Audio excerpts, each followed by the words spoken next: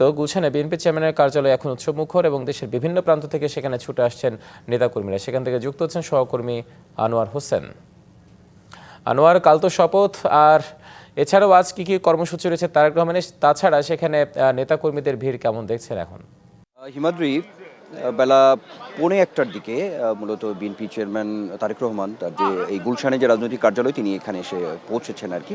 আর আপনি যেটি বলছিলেন সেটি হচ্ছে যে বিভিন্ন প্রান্ত থেকেই আসলে বিভিন্ন স্তরের নেতাকর্মীরা কিন্তু গত কয়েকদিনের মতো আজকেও অনেকটা ভিড় করছেন এখানে। আমরা সকাল থেকেই আসলে দেখতে পাচ্ছি একটা উৎসাহ উদ্দীপনা আছে। আর আপনি যেটি খবরেই বলছিলেন সেই জায়গা থেকে যদি বলি যে মন্ত্রী পরিষদ, সেই সঙ্গে শপথ আগামীকাল, এই বিষয়গুলো নিয়ে একটা আগ্রহের জায়গা আছে এখানে। বিভিন্ন স্তরের নেতাকর্মীদের মধ্যে আমরা দেখেছি সেই বিষয়টি রয়েছে। আর সকালের দিকেই বিএনপি মহাসচিব মির্জা ফখরুল ইসলাম আলমগীর আমরা দেখেছি এই কার্যালয়ে তিনি এসেছিলেন এবং বিএনপি চেয়ারম্যান যখন এখানে এসেছেন, পৌঁছেছেন এই কার্যালয়ে, তার আগে তিনি বের হয়ে গিয়েছেন। কিছুক্ষণ আগে বিএনপি স্থায়ী কমিটির সদস্য বর্ষিয়ান রাজনীতিবিদ নজরুল ইসলাম খান তিনি একটু আগেই এই কার্যালয়ে প্রবেশ করেছেন আমরা দেখেছি। এখন একটা আলোচনার জায়গা আছে, ব্যস্ততাও আছে। বিএনপি চেয়ারম্যান অর্থাৎ তিনি ক্ষণগণনা একরকম প্রধানমন্ত্রী পদে অধিষ্ঠিত হতে যাচ্ছেন যিনি, অনেক ব্যস্ততার মধ্যেই আসলে তার সময়গুলো কাটছে।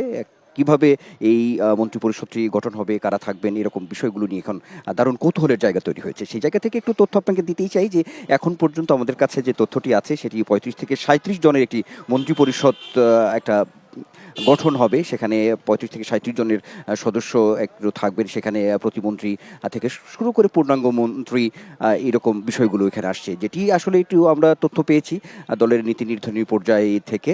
সেটি যদি বলি তাহলে মন্ত্রী পরিষদের যে কলেবর সেটিকে খুব বেশি যে সেটি বড় করা হবে না, এমনই একটি তথ্য আছে। যদি আমরা দেখি যে প্রায় 2 যুগ পরে বিএনপি রাষ্ট্র ক্ষমতায় আবার যাচ্ছে, সেই 2001 সালের কথা যদি বলি সেখানেও মন্ত্রিপরিষদে একটি কলেবর বড় ছিল, সদস্য ছিল প্রায় 60 জন।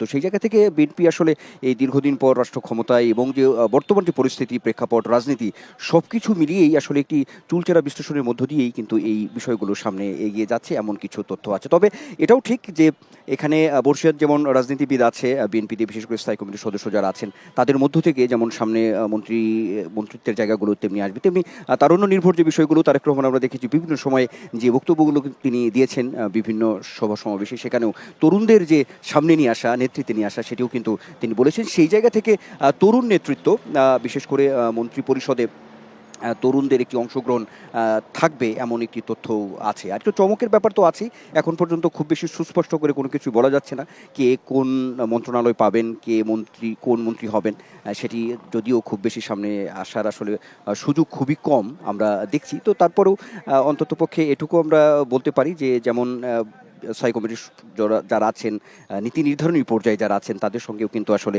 একেবারেই বিরামহীনভাবে এক ধরনের আলোচনা বিএনপি চেয়ারম্যান তারেক রহমান তিনি চালিয়ে যাচ্ছেন, আমরা দেখেছি সেটি গত কয়েকদিন ধরে। এটি আজকেও এমনটা কিন্তু অনেকটা অব্যাহত আছে। যারা সংসদ সদস্য নির্বাচিত হয়েছেন, বিভিন্ন নেতাকর্মী, যারা নেতারা বিভিন্ন আসন থেকে, তাদেরকেও আমরা দেখেছি এখানে আসতে, শুভেচ্ছা জানাতে।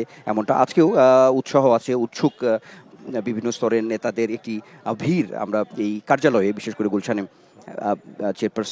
চেয়ারম্যানের যে রাজনৈতিক কার্যালয়, সেখানে আমরা এখন পর্যন্ত দেখতে পাচ্ছি। তার আরেকটি বিষয় আছে যে আজকে বিকেলে তার একটি কর্মসূচি আছে বিএনপি চেয়ারম্যান তারেক রহমানের।